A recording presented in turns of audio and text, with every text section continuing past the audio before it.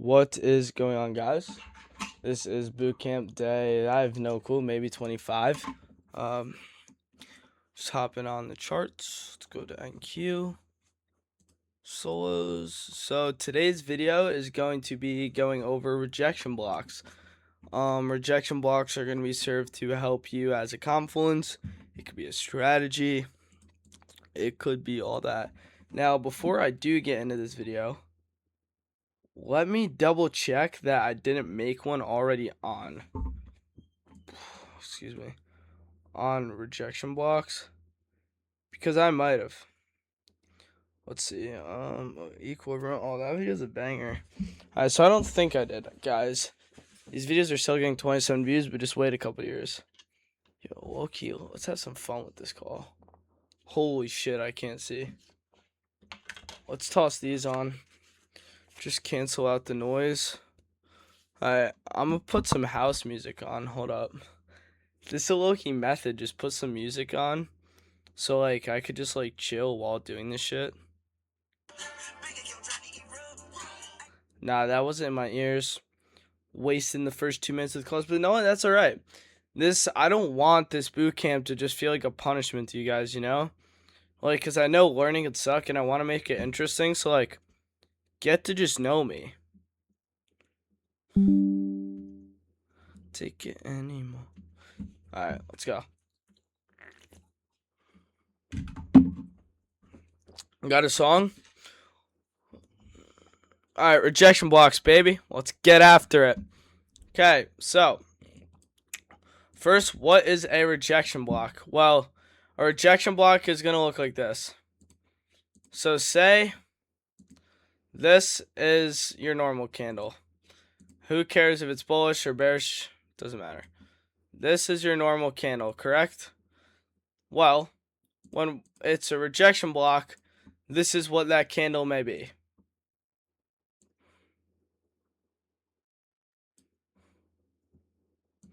That would be a bullish rejection block. Now, a bearish rejection block would be like this. Now, you might be saying, why are you teaching us? Well, I don't know if you guys remember, but I already taught you this, and you should have a basic understanding of it. As in the candlestick video, we went over what it looks like when a candle is very weak and is rejecting. So this is like, again, we're rejecting the downside looking bullish. We're rejecting the upside looking bearish. So that is what these candles are telling us. But rejection block is where it gets a little bit different. As those tell us, like, all right, like this, it's just telling us, you know, like maybe we're losing momentum, and then you see we downtrend.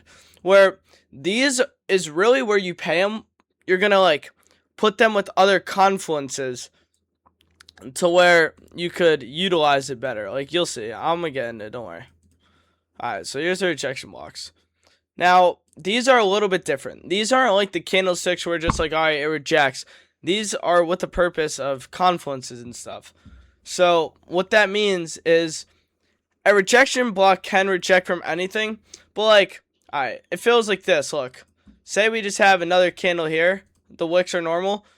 What are we rejecting off? We're rejecting off a candle body. That doesn't mean shit, right? So a real rejection block would be like this.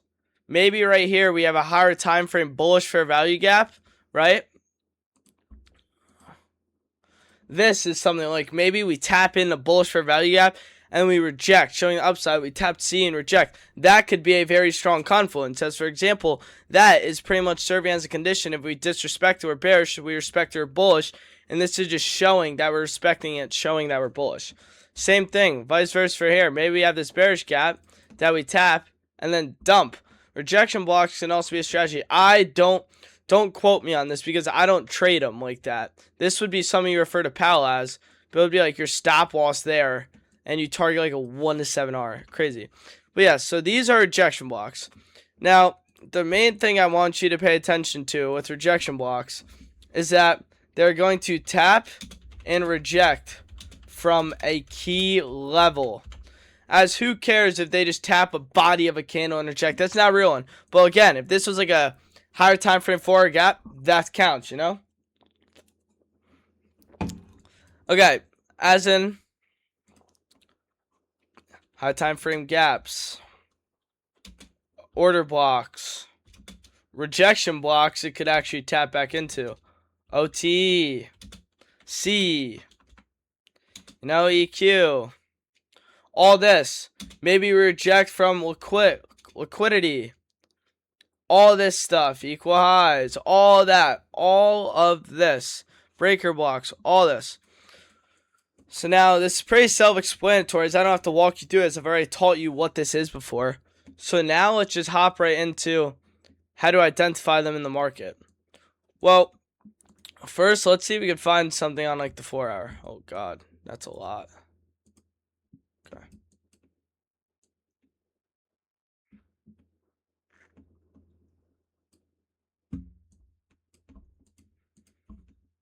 Previously we had this 4 hour gap, right?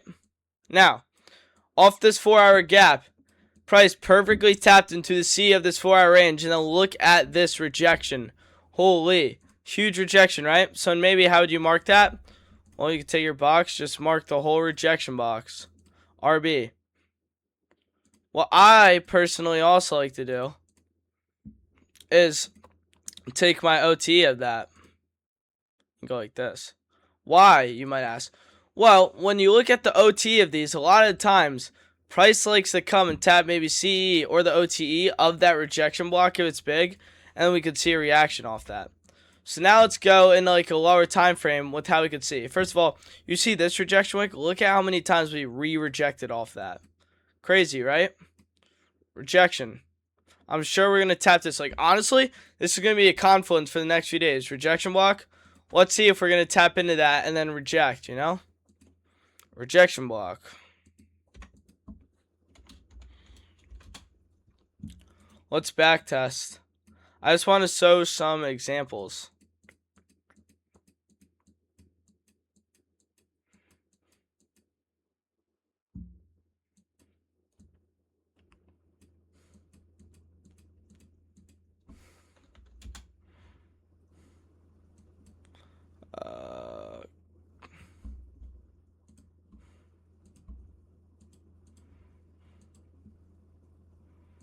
Sorry, I'm finding these with you guys.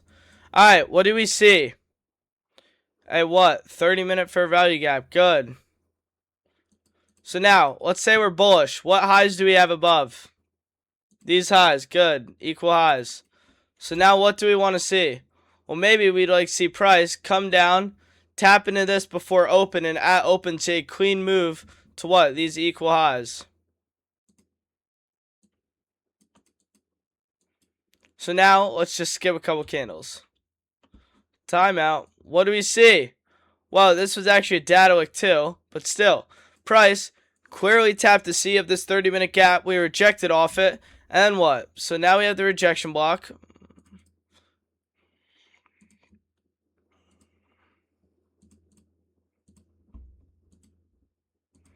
So now we tapped into it now. Do we have like a 30-second? Not yet. Price now inverses. You have the 30-second. You have all your confluences. Maybe now you want to run the equal highs. I mean, this is market open chop, but bang. Bang. TP. Bang. Bang. Now rejection blocks. Alright, now we swept equal highs. We have data wicks below.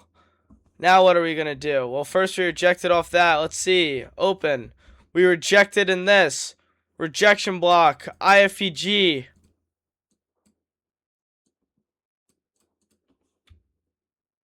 Oh. Yeah, but stuff like that. See, rejection blocks, they can be very useful.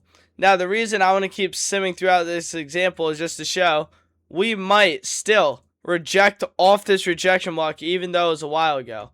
Yep. Look at this. What do?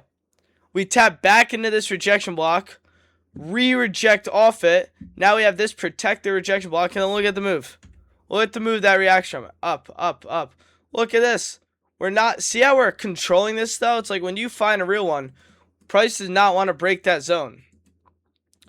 Now with that said, with rejection blocks, that's pretty much all there is, and the rest is just seeing what strategy. as a strategy I'm going to be teaching is pretty much like liquidity sweep. It's kind of discretionary.